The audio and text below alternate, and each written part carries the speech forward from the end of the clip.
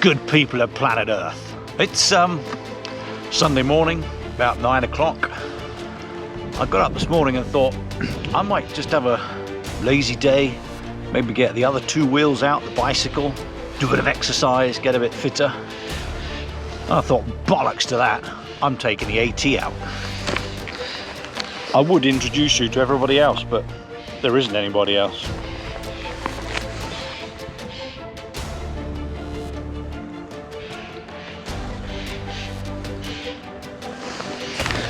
It's a beautiful day. I brought some bacon, a pan, some water, so I thought, why don't I go out and have breakfast in the peace and quiet of my big playground.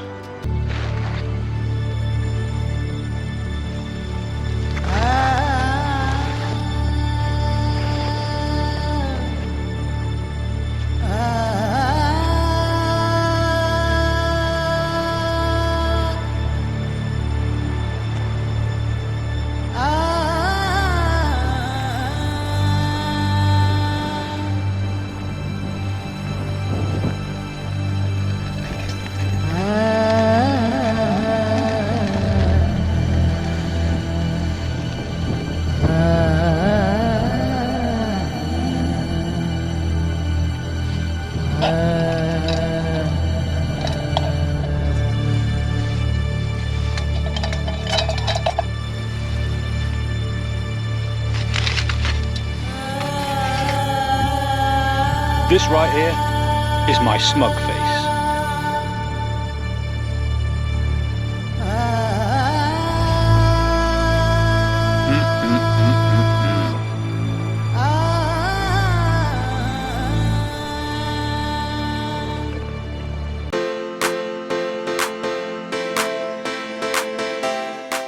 One of the questions that comes up from time to time is tyre pressures off-road on, of course, the mighty AT.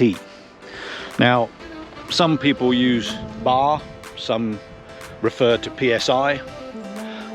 I don't like to use bar because it makes me sound a bit sheepish, and you can't be sheepish when you're off-road. I don't even use PSI. I use KP, and here's why. Now, before I explain the KP instead of PSI or bar pressure, it's all about you as an individual and your motorcycle. There's no point me saying you must have 20 PSI in the front tyre and you must have 30 PSI in the rear when you're off-road.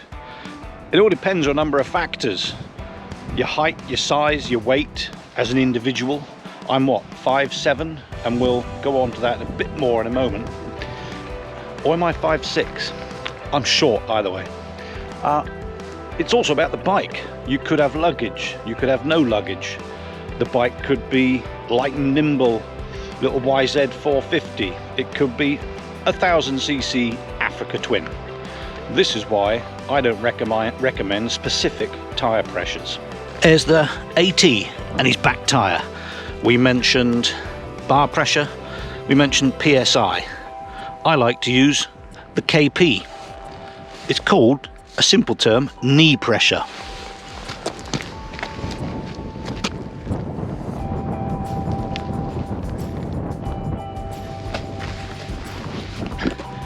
When I put my knee into the tyre, it's going to have a tiny bit of give.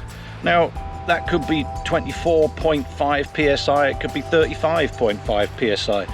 The point I'm making is, all you need is a small amount of give in your tyre, so when you go over rocks and gravel, it just compresses just a tiny bit. You don't want it really soft, unless you're in sand, of course, and I'm never in sand. So you just need a little bit of give. So use your knee, push it in there, and use a little bit of common sense, which we've all got. Actually, no, I haven't got any of that. Might have to get on eBay and get some common sense. Right, I'll show you the front. And it's the exact same process here.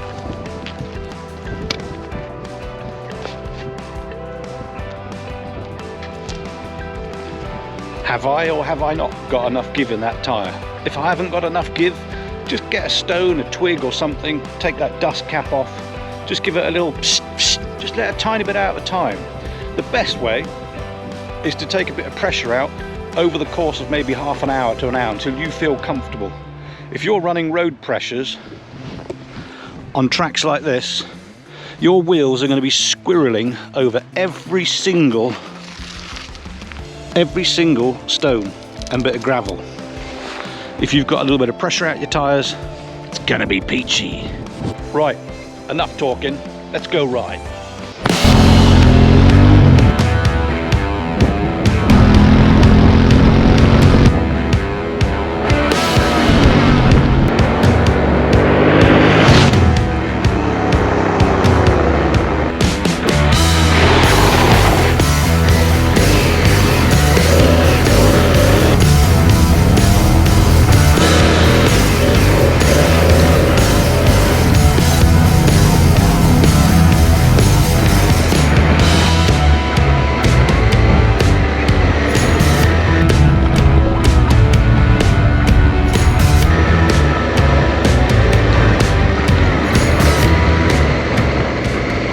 A minute ago I mentioned height, or in my case and some others, the lack of. I'm 5'7", something like that, and one or two people have asked, how do you get on with the height, size, weight of the AT? Well, I'll show you.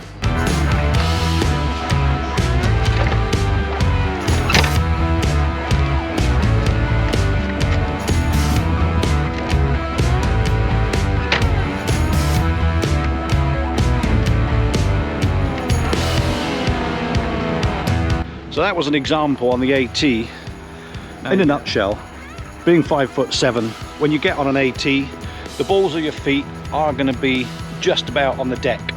If you want 1 foot, or at least a flat foot on the deck, you're going to have to shimmy your arse over, only maybe a ½ inch, an inch, and you can flat foot it either left or right.